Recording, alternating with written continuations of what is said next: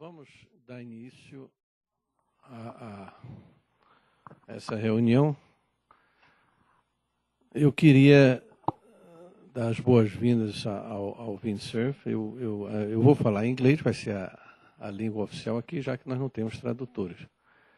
I would like very much to welcome you, Dr. Vint Cerf, to CGI. You are already a friend of CGI. You have been accompanying us for some time, and I think you have been very supportive of all actions and being a person who has very frequently come to Brazil.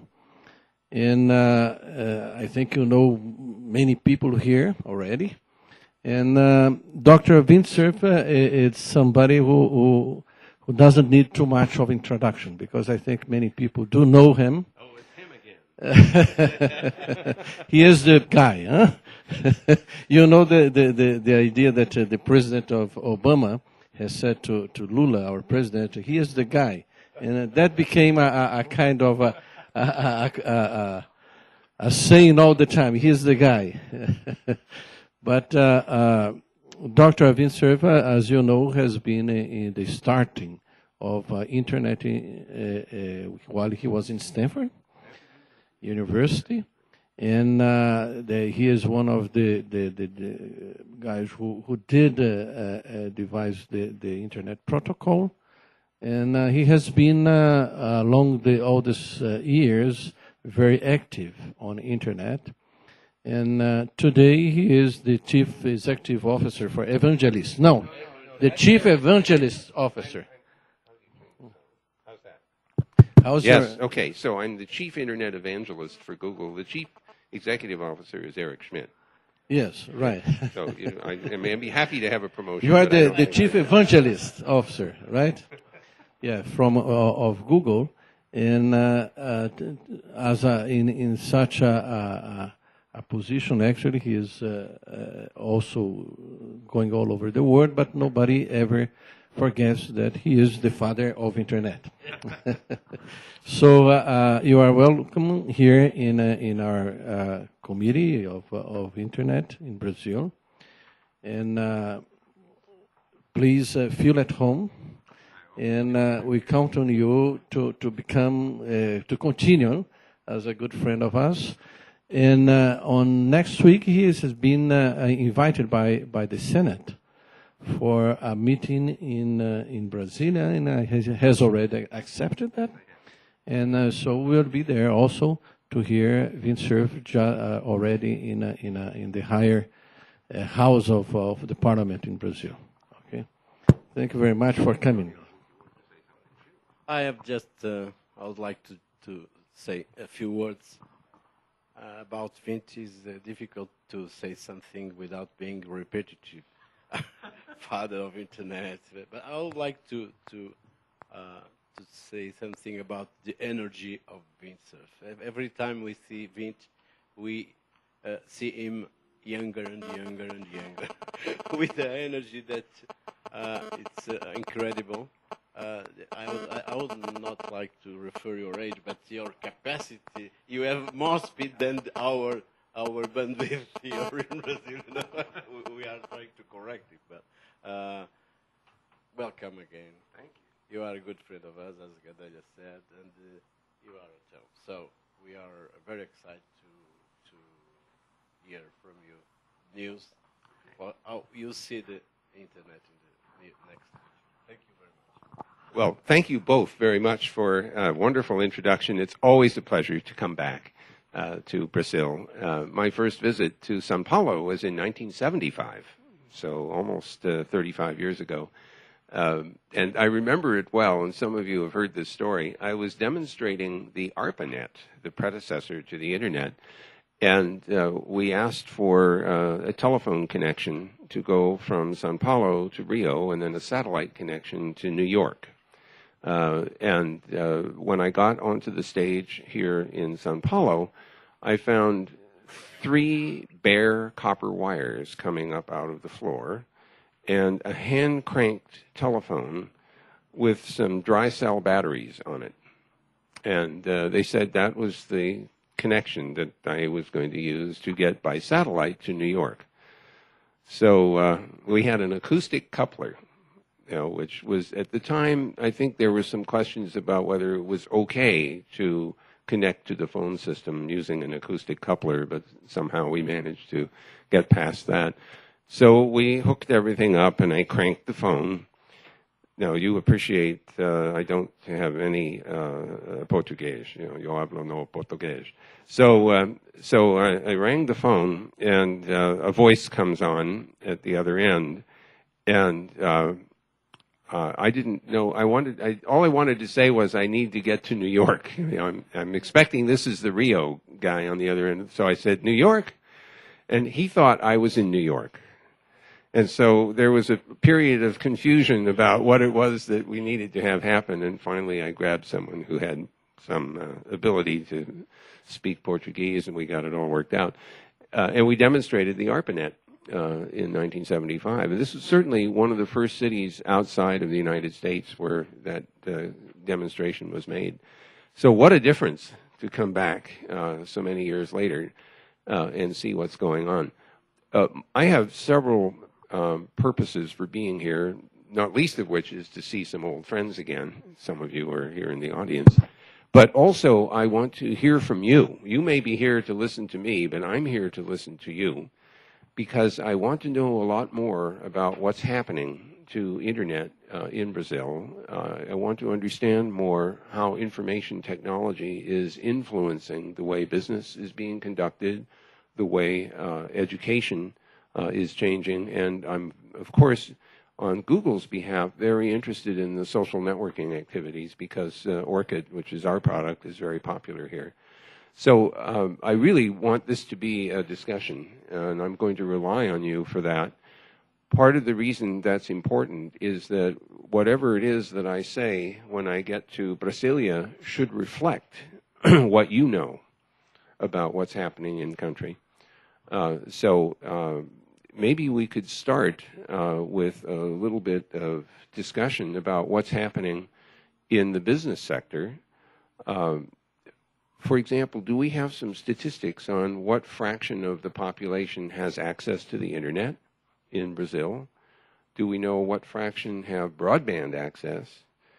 Do we know how many people have mobiles? And I think that's a high percentage per capita. But how many of those also have digital capability? To give you an example of a disparity that I discovered elsewhere, I was in India about 2 years ago and discovered that I started in Kerala, which is in the southern part of India, and worked my way north. Pretty much everywhere I went had data capability. I was getting GPRS almost everywhere I went. But it turned out that very few of the people in India had mobiles that had data capability because that was more expensive. And so there was an economic barrier in the way of using the mobile system for data communication. So that's an example of a discovery that I would like to have here, what fraction of the mobiles are actually data capable and are being used to get access to Internet-based services. So could I just start there and ask if we have some statistical information about penetration?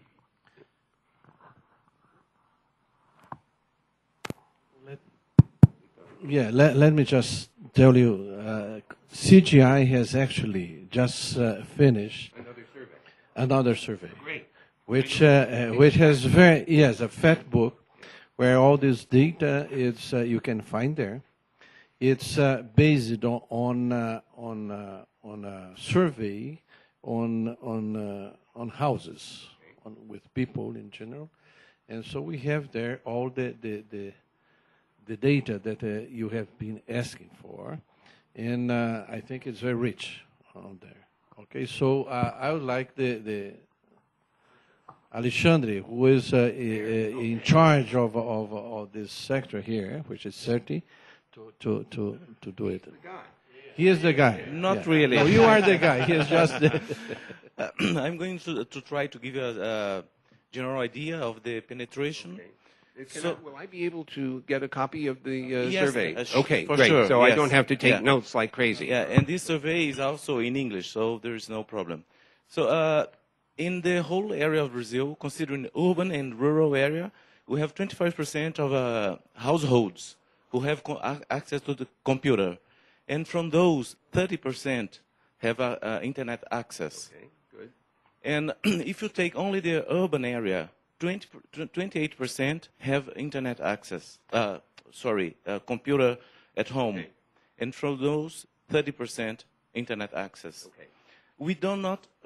We have some statistics on mobile, but we don't have the number of handsets with a data capability. But we know that 70% of the Brazilian population has already mobiles, using the mobile.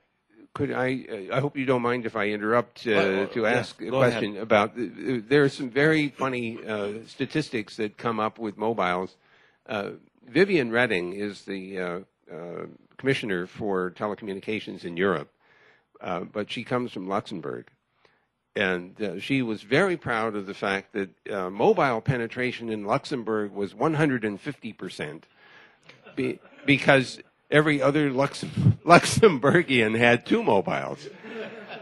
So when we hear the 70% figures and things like that, are we really discovering the percentage of the population that has mobiles, or is it a smaller percentage and some people have more than one? They could be counting subscriptions, Yes, as opposed to individuals with mobile service. So it's subscriptions.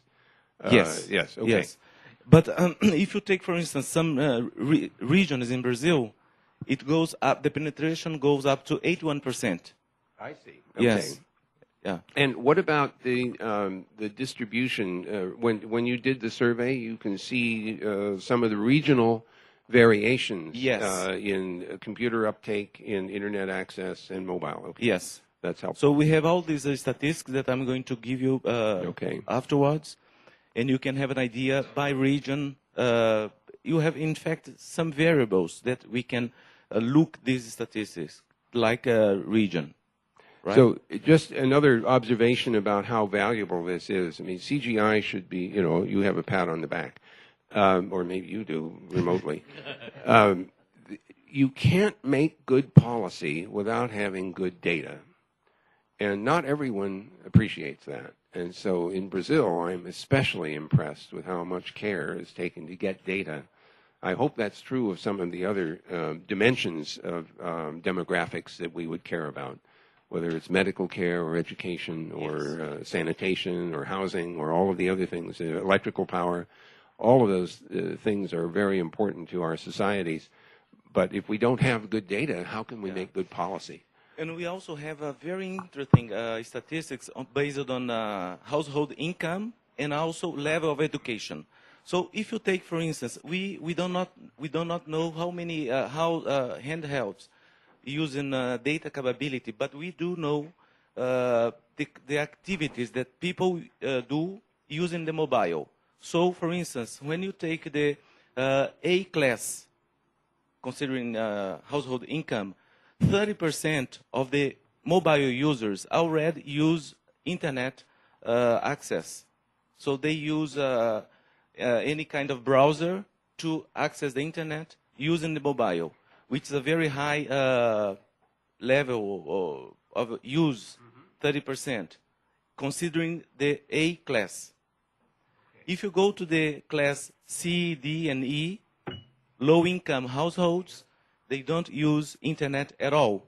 So when you take the whole Brazilian users of mobile, only 3% uses the internet access. But if you go to A class, yeah. So the statistics that I'm going to give you afterwards, you can have interesting views from the considering level of education and household income, social class. Okay. So I wonder whether any of the other countries in South America have similar kinds of data, because if they do, there's a system that Google has called Trendalizer, We acquired the software from a Norwegian company, I think, and it allows you to take time series information and present it in animated form. And so you can watch the evolution of trends over time, and you can compare variables across countries and between maybe per capita income versus internet penetration or mobile penetration.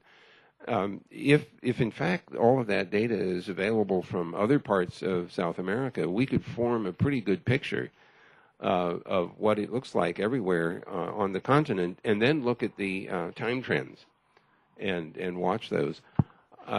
I'm going to take an action to go follow up on that. I don't know of any other Latin American country that has such, I don't know Mexico, but other countries that has such a survey which is so broad as we have conducted here in Brazil. So can we get you to... yeah, sure. What about, what organization would be a good platform for you to show people what you have? Here it is. There's the book. And, and a CD too. This is better than the dead tree, right? Okay. So would the Organization of American States be a platform where we could say, look, you need this data in the same degree as you have here, and make CGI a kind of example? Yes, actually our desire is that this has as much publication and as much distribution as possible. It's already been cited by many organizations and publications outside Brazil, international organizations. I think if we can find really the best media to make this a public known, it's for us it would be very good. So I would just like to maybe add that some statistics, which is more hard statistics in terms of how many subscribers and so on, can be taken also from Anatel, who is the telecommunications agency here in Brazil, and we can complement that if it's needed. Great. Okay. There's a guy in the OAS, his name is Miguel Porrua, and I don't know if anybody has met Miguel. He's another high-energy young fellow. But he is responsible for the private sector interactions with OAS. And I just saw him in Asturias about 3 weeks ago.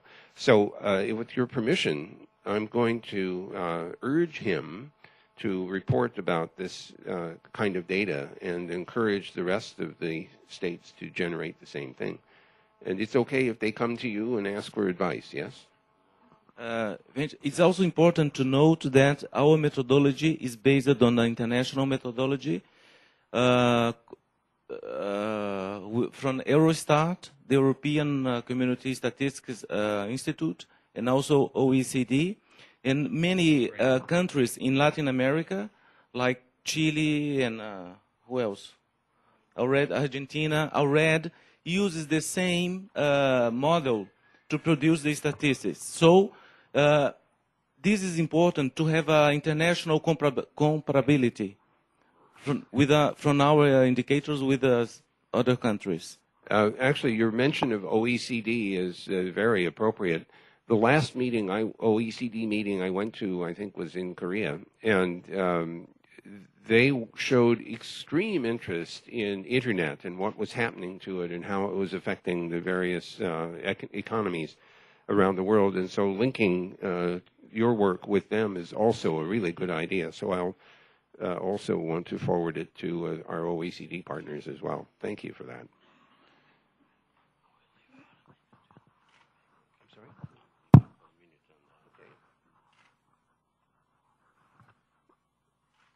So are there any other specific questions that people want to raise? Otherwise, I'm going to go on asking questions. Keep going. All right. So the next big issue for me is what's happening in the educational world with regard to Internet. And there are two sides to that question. Side number one, how is the Internet being used in education? And the second one is, how are we doing educating people to make use of Internet, not just as programmers, but to make use of it as a business tool, to make use of it in the government to communicate with the population? and what else in scientific work. So I don't know very much right now about what's actually happening there, and you're going to tell me the statistics are in here too. Maybe. I don't know if they have statistics here on internet in schools, for example, but it has only on households, I think. Huh? Yes, not on. This survey is for households and enterprises, yes. But we are now planning a specific survey to be conducted in public schools in Brazil. Today, we have 148,000 public schools in Brazil. And there is a public policy, a program from the Brazilian government to provide broadband access to public schools. And the target for 2010 is to, from these 148,000 schools, to have 50,000 schools with broadband access. So we are going to take this universe of schools that have been contemplated in this program, and we are going to conduct a survey on these schools, not only quantitative but also qualitative approach on these schools to find out, to assess the impact of the ICT on public schools in Brazil. But it's on the planning phase right now. Okay, another very good practice then by CGI. Yeah, actually, the government is quite busy in trying to get solutions to internet access in schools in general and in the population also. But the main problem today I think we face is the question of accessing broadband. And because of the recognition that broadband is, because it's not only access, but broadband is the issue. If we want to make education level to use internet, in an educational level which is it's needed for. And so what we have got between an agreement between the government and the companies, of telephone companies, because of it's a concession that we give to the telephone companies, is that they should get the backhaul to all main cities in not only the main cities, all municipalities in Brazil. And so we'll cover most schools, actually all the schools in these municipalities. We'll have the public schools. This is the assurance we will have. The schools on outside these municipalities, which are away, the main seat of the municipality, which is in the field, where in the rural area. These are not still in the plan because it's quite difficult to get all of them. But many actions is being tried on new technologies, the WiMAX technologies and other ones which have like the line, the internet, the connection through power lines and so on. Okay. Yes. We should talk about this for a minute because the broadband over power lines has not worked out very well. So I can report to you that, in fact, there's in the U.S. right now there is a well, I don't know if you have the word for it. It's called a flap. In Washington, it's a big issue that's getting attention. Our Federal Communications Commission, which is responsible for policy with regard to telecommunications, apparently suppressed information about the poor quality of capacity in BPL, broadband over power line, and now it's coming to light that they had suppressed that information, leaving people with the impression that there was more facilities-based competition for broadband than there really is. And so we have a problem in the U.S. with broadband because we don't have a highly competitive environment. Sometimes there's only one party that supplies broadband. It might be the phone company with fiber or DSL, or it might be a cable company. If you're lucky, you have a choice of two, one cable, one telco, but something like 30% of the country has a choice of only one. And in 10%, where it's rural, they don't have any. So for us in the U.S., it's a big issue. The bandwidths are also disappointingly low compared to other parts of the world. Even France has better communications capacity than we do, which is very embarrassing. So I bring this up just to say that you're not the only place that has a problem with broadband. I wanted to draw your attention to a new project which is underway. The company is called the Other 3 Billion, or O3B. And they are proposing to put up a dozen satellites in orbit. It's in equatorial orbit, but it is not at synchronous. It's at 8,000 kilometers.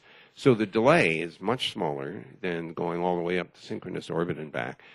My understanding is that they have spot beam antennas planning to deliver 10 gigabits per second per spot beam at least.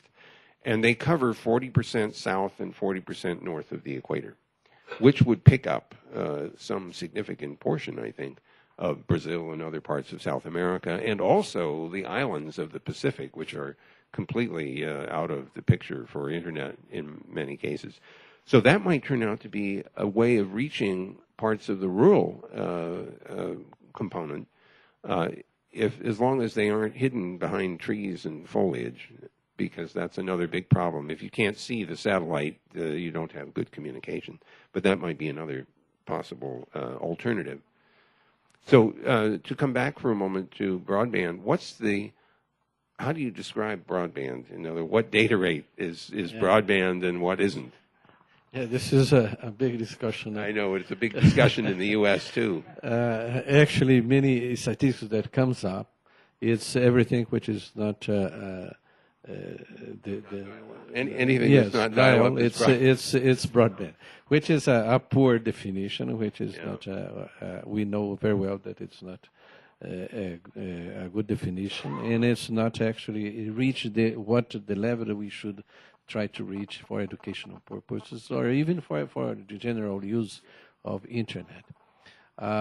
We are actually trying in CGI. We are actually trying to get these parameters more well defined, and actually to make a company or to check if what they say they are transmitting it's really doing.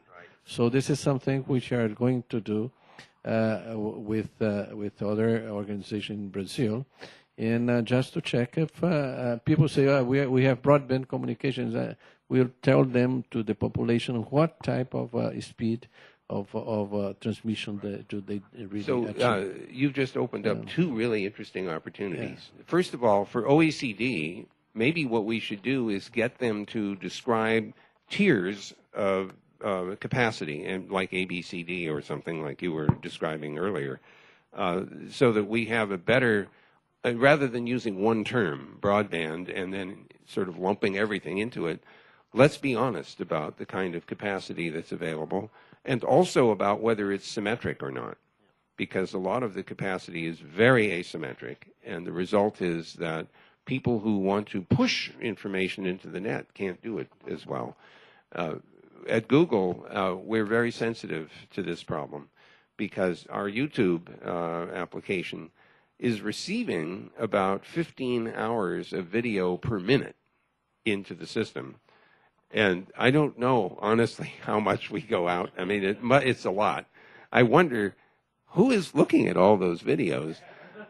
It's like blogs. Somebody told me that there are 180 million blogs in the world, and I keep thinking, well, they must have an average readership of 1.1, which is the guy that wrote it and his dog. But on this question of what are we really delivering, what is the consumer actually getting, we care about that a lot. So recently, we started a project. It has two pieces. One is called MLab for Measurement Lab. And we've put up 3 facilities, and we hope to increase this to maybe 20 or 30. These are servers sitting on the publicly visible internet that we operate. And these servers will cooperate with software that is in the mobile, or in the laptop rather, in order to estimate the actual capacity in both directions that you're getting. So the MLab is an active component of doing the measurement. When that data is being generated, part of the design is to say, where does the data go to be accumulated? And we're hoping to work with researchers interested in network architecture and performance to absorb the data and accumulate it so that it's accessible to other researchers and then can be used to analyze network performance. The other side of it is called Broadband Access Transparency, or BAT, and that's the software that goes into the laptop. And we would make that open source and downloadable, and we're still working on it. The idea there is that you download this application, then you run it in order to get a good assessment of the kind of performance that you're getting. And if you do this on a regular basis, you can accumulate a kind of profile over the course of a month of what kind of capacity you actually are experiencing. If you're willing to do it, you can share that information in the general pool, and then all of us could get an idea of the kind of performance that people are getting by supplier or by geographic location. I mean, if I happen to live in Los Angeles and I have a certain profile, I might be curious to know, well, how is everybody else doing in the Los Angeles area? What's the range of capacity that they are getting? So I think CGI and NIC might, and some of the universities in the area, might want to participate in both capturing the data and analyzing it. So I think we should have a follow-up discussion about that. But I agree with you that that the broadband service providers should feel a certain amount of, what's the diplomatic word here, pressure, that their products are going to be visible to more than just the subscriber, and as to their quality of service and the performance that they deliver. Just a comment, because internally we have an additional difficulty in the regulatory field. Okay. When the broadband providers have to provide a list of 10%, the guarantee that they have to provide is just 10% of the nominate broadband provider. Okay. This is something we have to fight with the regulatory agency in order to change it, because that's not acceptable. Right. Okay. Okay. So just going back now to the question of what's broadband. Some of us are taking the view that it isn't broadband unless it's at least 100 megabits per second in both directions, and everything else is worthless. Well, that's not entirely true, but it would be a great possibility if everyone could get at least 100 megabits per second. We know technically it's possible to do that over certain distances, especially with fiber. So technically, one question I have about the broadband here, is most of it being done over copper with DSL, or is there anybody actually putting in fiber? You were nodding your head. Where's your microphone? Oh, I'm sorry. I'll come back. You had the microphone, so I return it to you in a moment, okay? Yeah. Our survey shows that we consider various range of speed. And from 64K to 256K, 44% of households has this kind of access. And from according to the international standards, which considers high speed and broadband speed above 256K, we have 22% in the range from 256 to up to 1 megabits per second. And this is actually the percentage of those who has access. Yes, exactly. Not of the households. The Please, households with access. Yes. I was so enthusiastic hearing these numbers, which we are 22% of Brazilians. But then you have to, of the population, that's 30% of the population. Yes, right, exactly. okay. But so this is good to have what the distribution is. And above 1 megabits, if I add them up, we are going to have 17% above 1 megabits.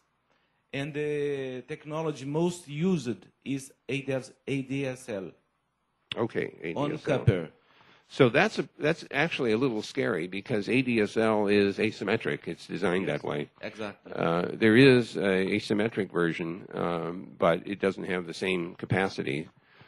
So that really, we need to know more deeply what the telcos and cable companies are planning. In the U.S., there's a standard called DOCSIS.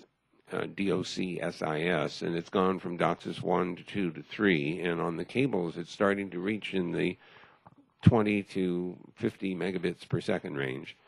One of the companies in the U.S. is Verizon, is putting in a fiber system called Fios, and I've installed that at my house along with a cable plant so that I could compare the two. In the U.S., the cable guys are actually doing better than the telephone companies in terms of penetration. It was 2 to 1. I think the telcos are doing a little better. Maybe it's 1.5 to 1 now. And the data rates that the cable companies are delivering look like they're still higher on average than what we're getting from the telephone companies. But ADSL almost certainly is going to have to be augmented or replaced or something to reach higher speeds. So, all right, we have a ways to go there. I would like just to invite everybody to participate on this talk. So if you have anybody else to... Hello, my name is Teresa Carvalho. I'm a professor at University of São Paulo and as well take care of IT of University of São Paulo. I don't know if you know, University of São Paulo is one of the most important universities of Brazil. We have 8,000 students. So, answering your question about education, University of São Paulo is a public university, so it's very different from a private school.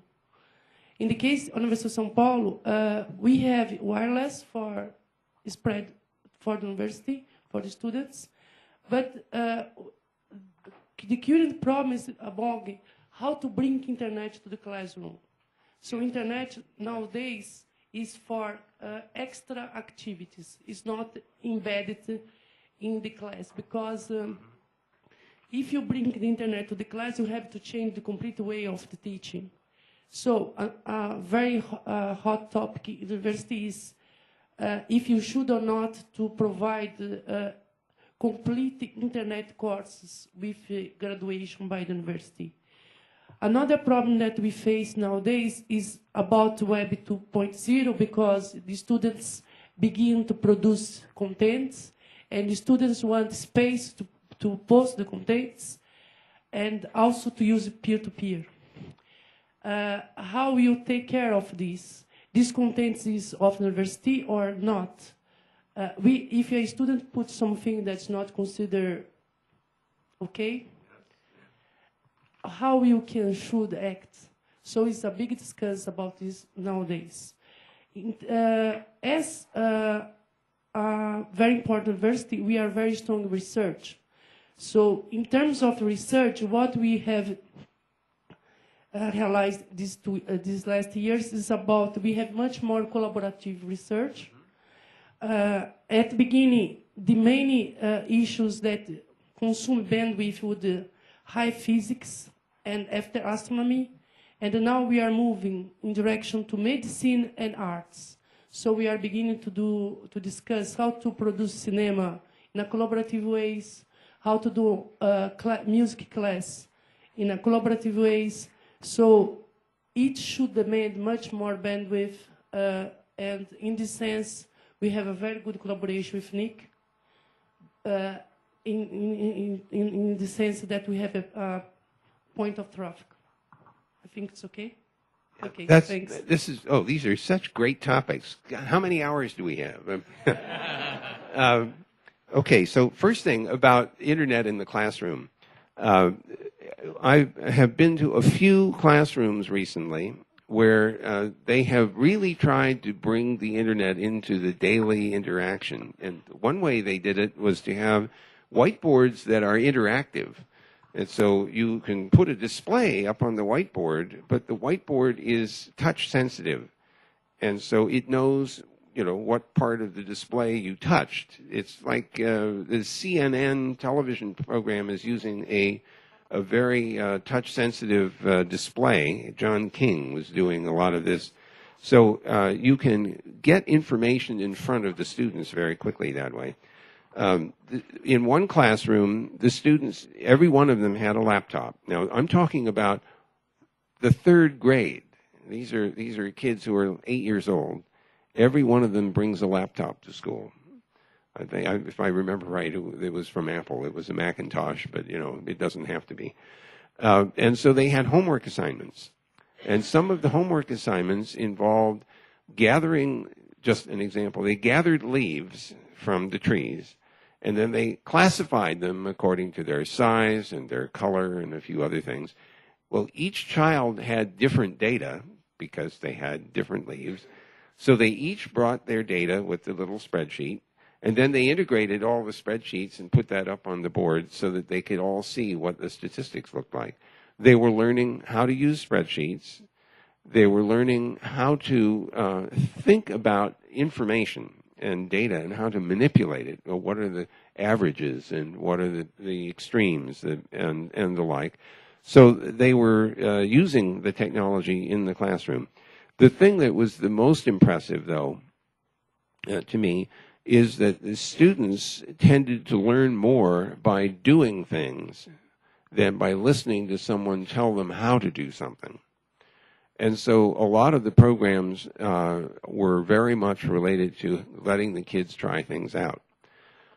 While I was in Bogota yesterday, or the day before, I met with a group called SENA, S-E-N-A, and they do a lot of training in Colombia, and their classrooms did not look like the usual. This looks like the usual classroom. Their classrooms didn't look like this. They had round tables, they had computers, they had maybe 3 students at each table working together on projects, and they were learning from each other.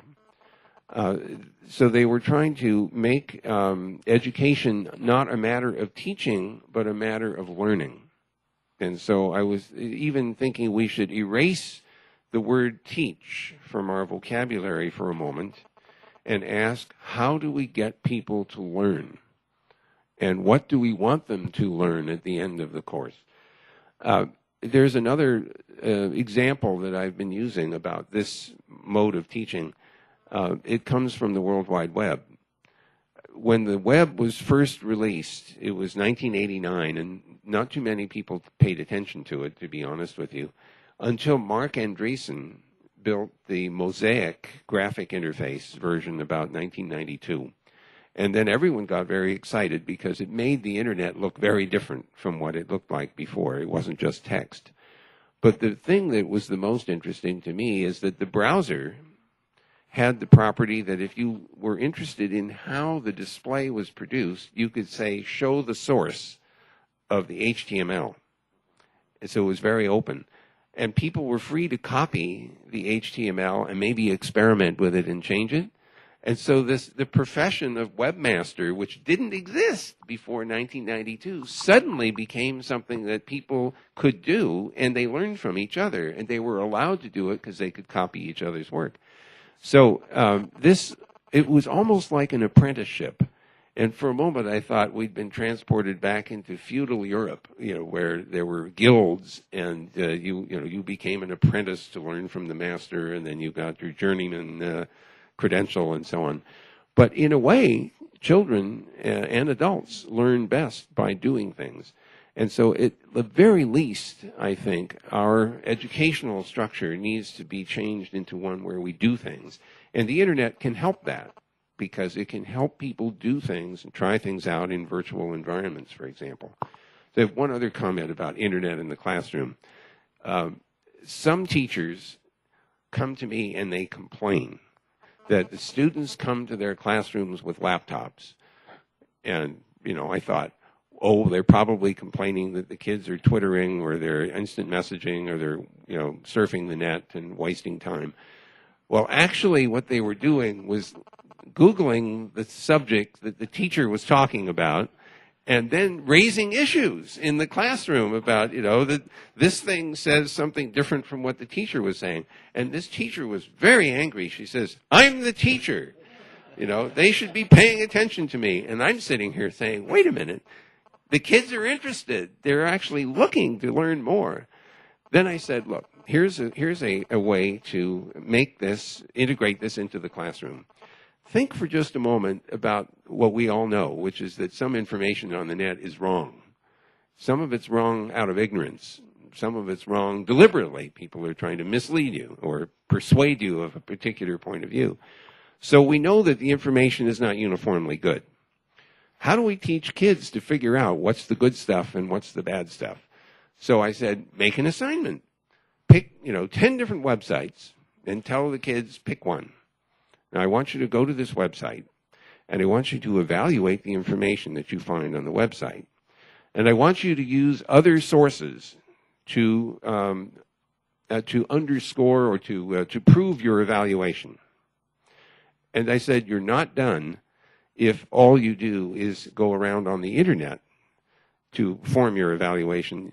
You also have to look at other sources. There are places called libraries, and they have in them things called books. And some of the books are not on the internet yet. And so I expect you to learn to go to other sources of information besides the net and use that information to evaluate what you see on those websites. So I want you to back up your opinion of the value of the information there with what you find. Now, I think that's a really good assignment because it teaches people how to think critically about what they're hearing and seeing. And don't we want our kids to go away with that capability? Because they are going to get misinformation from newspapers, magazines, radio, television, their parents, and their friends. And the net too. And we want them to figure out what's valuable and what isn't. So that's got to be one of the most powerful skills we can leave those kids with. So I hope that you're finding some success in getting internet into the classroom.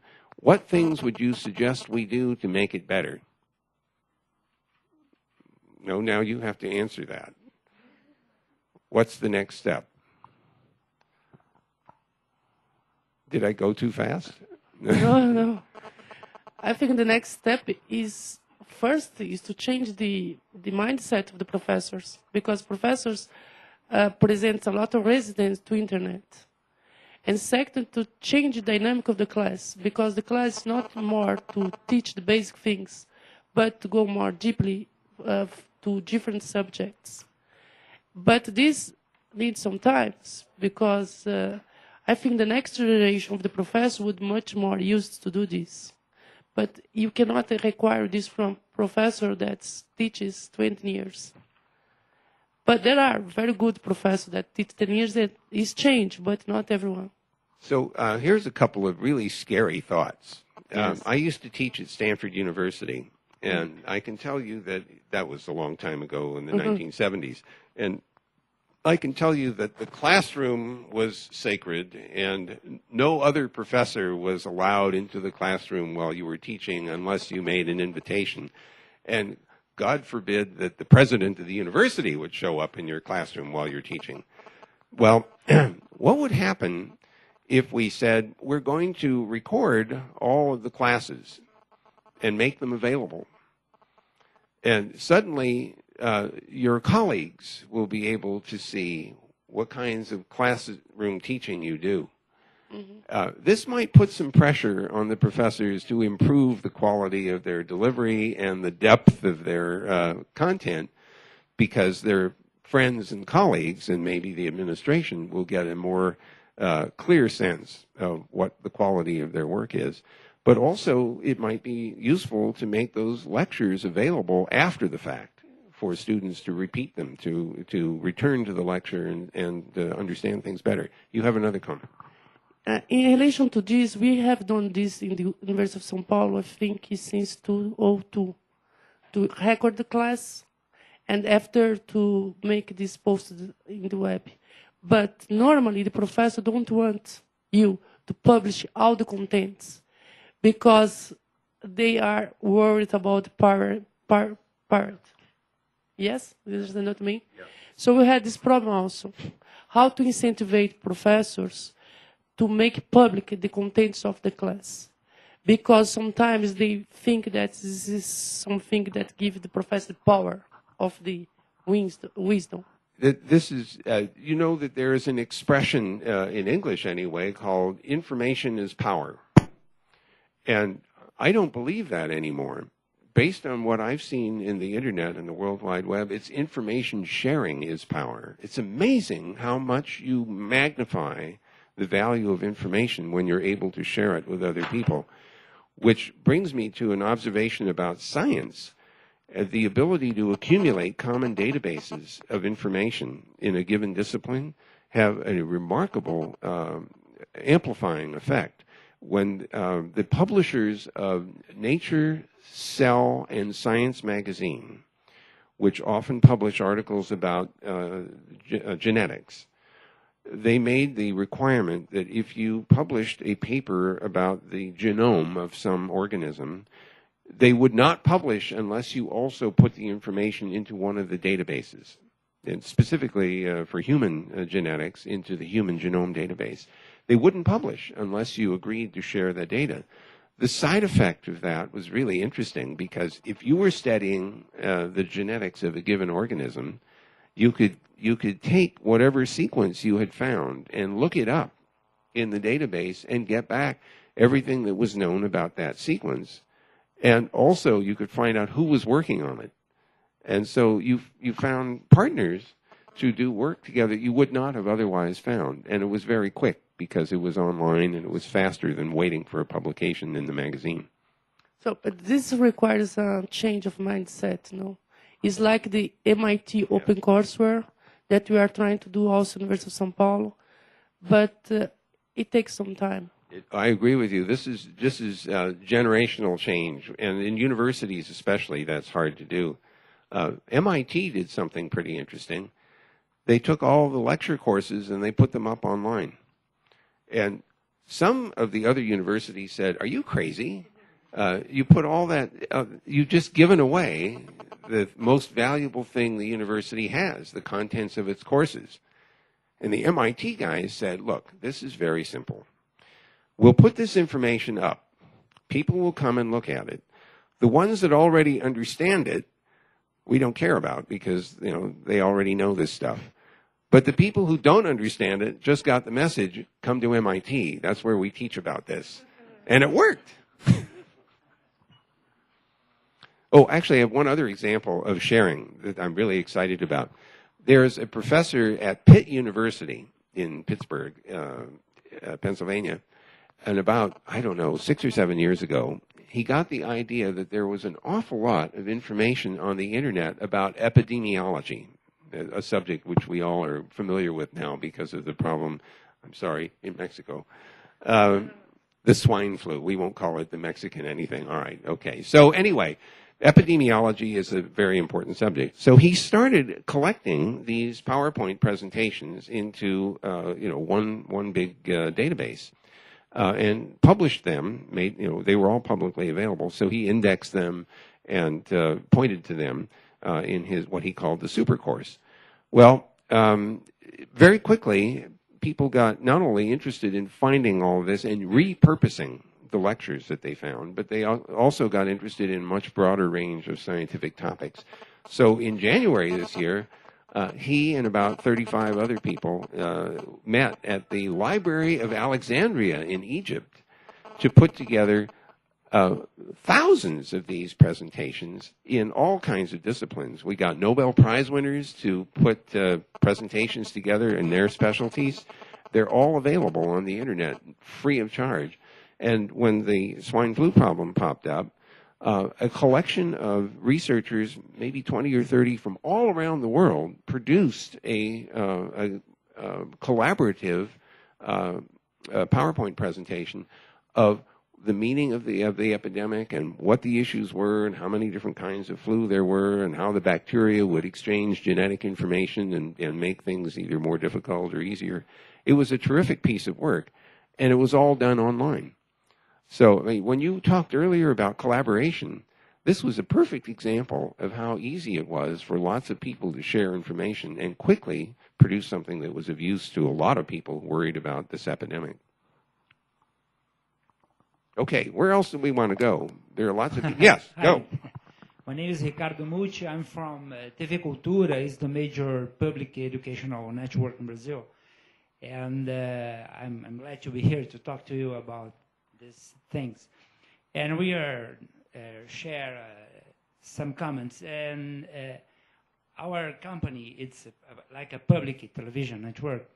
We have a big challenge nowadays. That is to get these people, these young people, interacting with the TV education or TV programs in the big universe of communication we have nowadays. And we are trying to make some experience, interactive experience in television, because we have one cable channel just for children. I have 2 radios. We have one TV network open. This is the biggest one in Brazil. And now we are open our digital channels. One of them is just for education, name is Virtual University Television. It will be launched next month. It's 3 public university. São Paulo is the group of university with are participating of the project. Well, I'd like to talk to you about special things we focus, that it's the Lan House in Brazil, a phenomenon. Because we try for many ways to get these people, young people, because we're losing for commercial in internet also. Then we are trying to catch these people. Oh, look, we are open a modern library. Doors for you, not a shopping center like a commercial TV network are doing. And we are working a special project named Culture Connection, just for these people goes to the Lan House, because we have nowadays in Brazil, no official survey, but at about 100,000 small companies that offer us internet access at about $1 an hour. And we are trying to offer to these people access of special information focused on education, because the main problem, like the teacher told, there's a teacher culture we have to change, and the internet permits access of everything. And the main problem, I think, is how to organize the content to offer to these people that have access of everything, to be happy, to know that this information is good or not, this is not good. Google have many examples of this. You have the YouTube.edu, it's a new space. And I like to know if you have this kind of phenomenon, you know some kind of experience, because Lan houses I think in India is very popular. And I'd like to know if you have some information about this kind of phenomena and what kind of things we can try to do to get these people, because they need information, they need education, yes. And this is a good opportunity to have. So I agree with that very much. One thing which we've been doing and experimenting with at YouTube is to bring up channels on YouTube that are topic specific. And of course, because of the way YouTube works, it's the receiver who gets to decide what videos to watch. And so you have literally millions of channels, so to speak, to choose among. And we want to make the videos searchable so people can find ones that they're interested in. One thing that occurred to me right away is if you are producing videos about science, for example, and let's imagine for a moment that they're produced in Portuguese, which would make perfectly good sense, but you wanted to make them accessible to other people who don't happen to speak Portuguese. One of the things we've done with YouTube is to make it possible to caption the videos. You upload the video, and in a separate file, you upload the text of the captions, and there are timing marks to say when the caption should come up. The reason that this may be very relevant, though, is that we also can translate the captions. And so we can translate into, I think, at least 35 different languages, and I'm pretty sure that Portuguese is one of them. What I don't know for sure is whether we can successfully translate Portuguese into every other of the languages. I mean, this is a pairwise thing. But the idea of providing captioning could be very powerful, because it means your videos would be accessible to other people besides the kids here in Brazil. And that's the kind of thing I'd like to see encouraged, because there's a lot of creativity around the world in presenting concepts and information. We want it to be more accessible to as many people as possible. And I think from your point of view, the larger the population that benefits from the work, the more effectively you've expended your resources to produce those videos. The other thing which occurs to me is that you want to go someplace after the video. In other words, if you've seen a video and you got excited about something, the natural next question is, how do I learn more? What else can I do? Are there experiments I can participate in? Is there a group I can join that to talk to about all this? Oh, thank you. Was I snoring? Did I look like I was falling asleep? So We are so much interested where you were saying that you don't want I said, well, actually, I would be more worried if everyone else was asking for coffee. Okay, well, end of meeting. So anyway, I want to suggest that there are some real opportunities and challenges to figure out what happens if I get this child interested in this subject. Now what?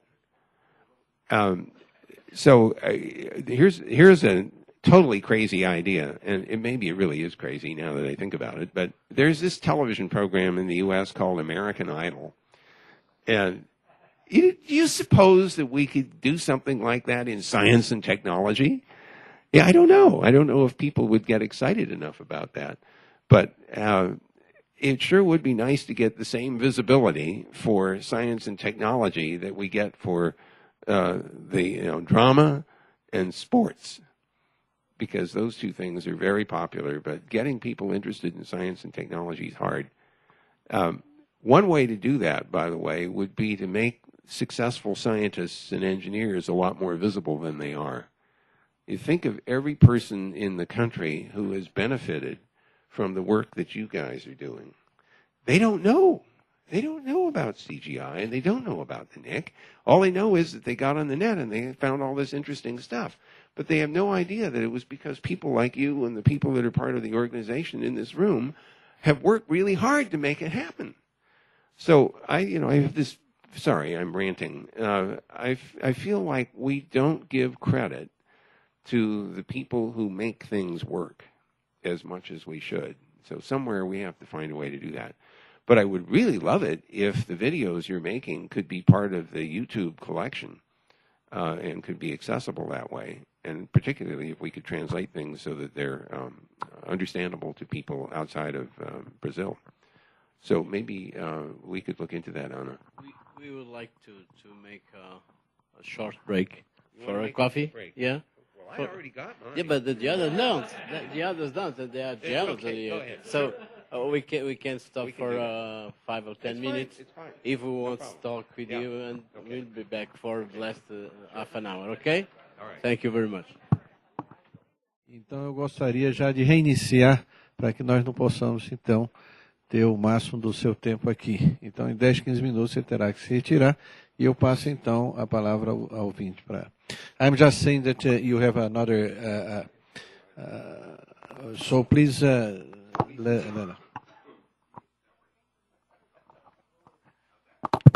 There, that works. Okay.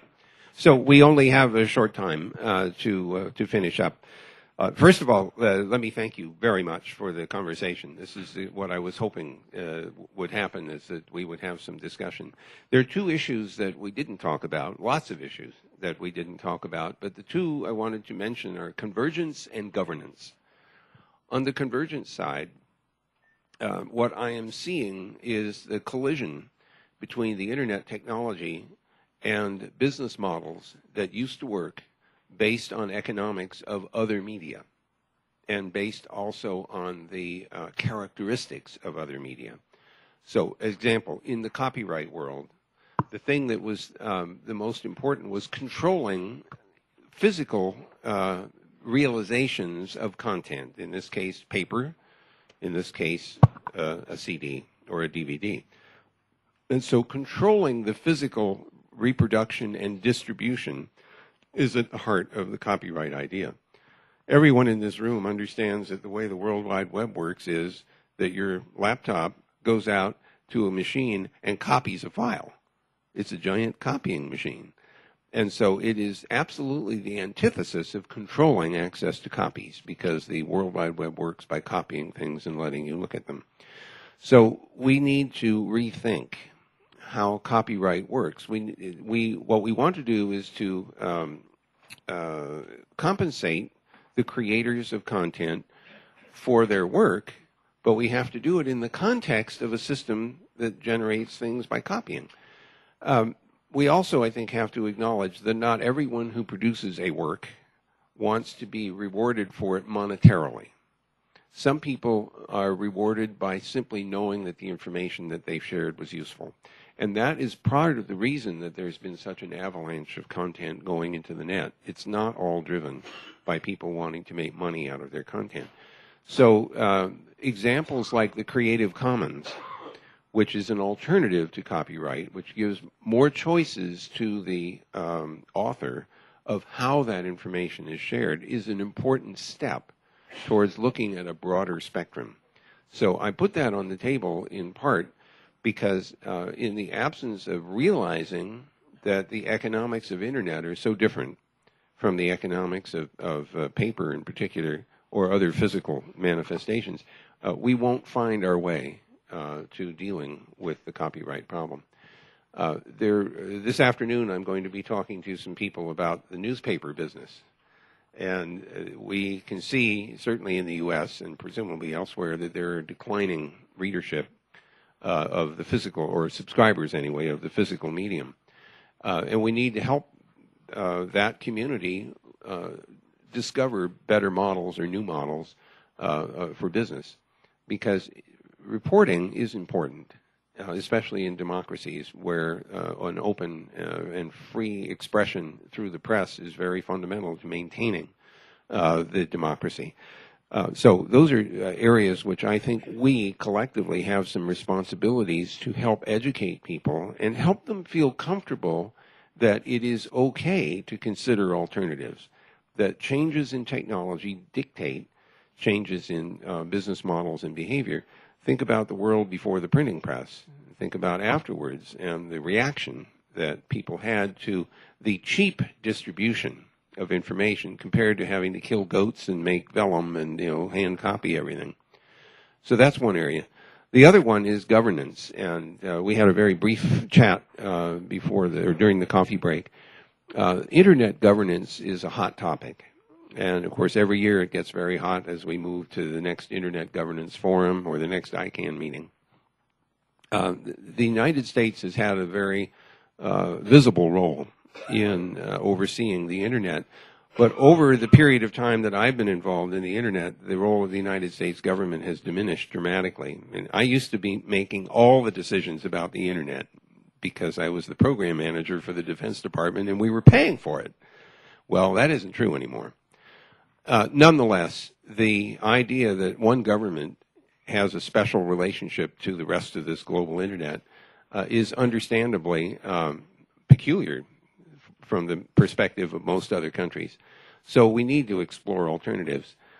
The thing that I would hope we don't lose is the notion of multi-stakeholder involvement in Internet governance.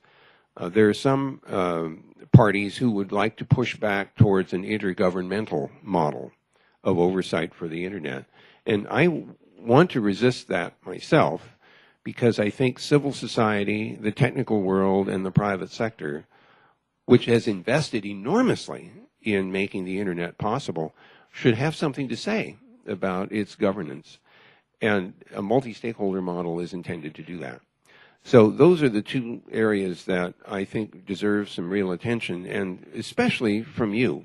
you're here in this room for one very important reason. You have something to say about the internet, and you're credible when you say it. And so it's important for you to make your views known. You may not all agree with each other. That part is less important than the fact that your ideas are based on a pretty deep understanding of the way the network works and how it functions in the real world. And so it's credible opinions that are needed in order to shape policy.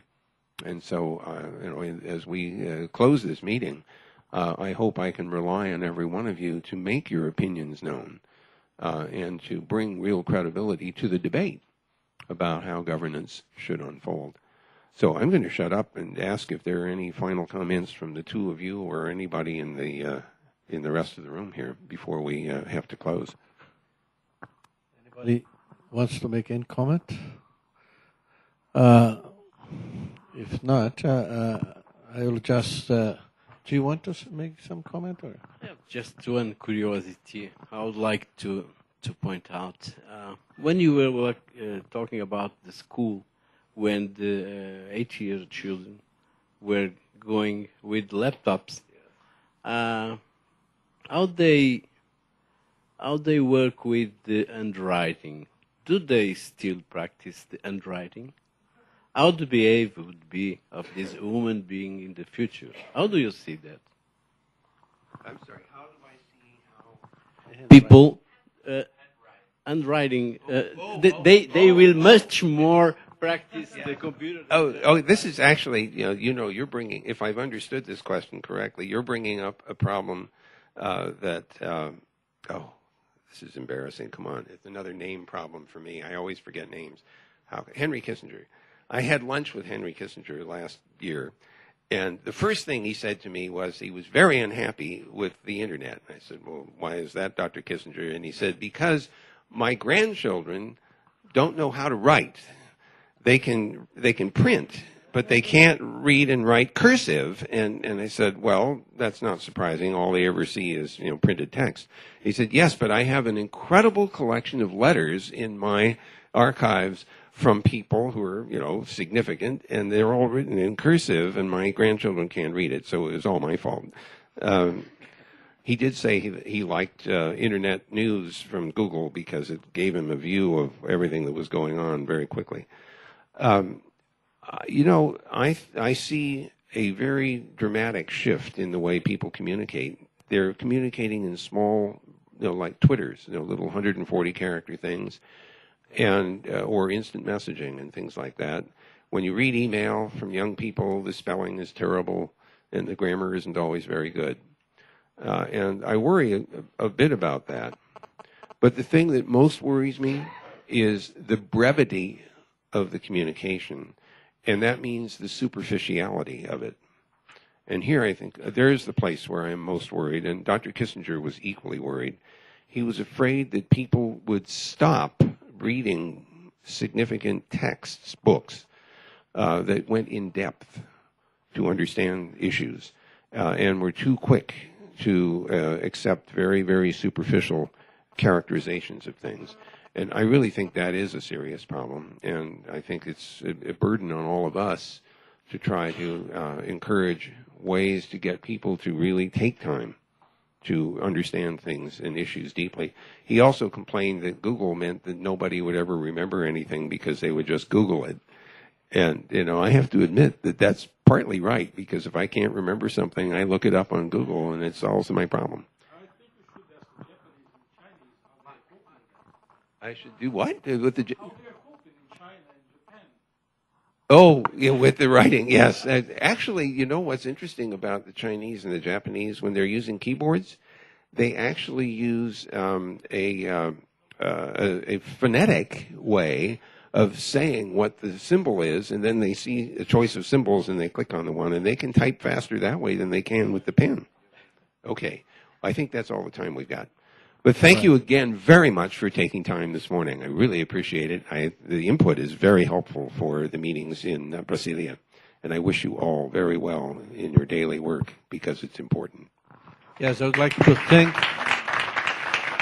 in the name of CGI, I would like to thank you and NIC to come to talk with us. and I hope to see you in the Senate, the Board of Senate, on Tuesday, giving us all this vision of what is Internet and its social impact. Okay? Okay, I hope so. Thank you very much.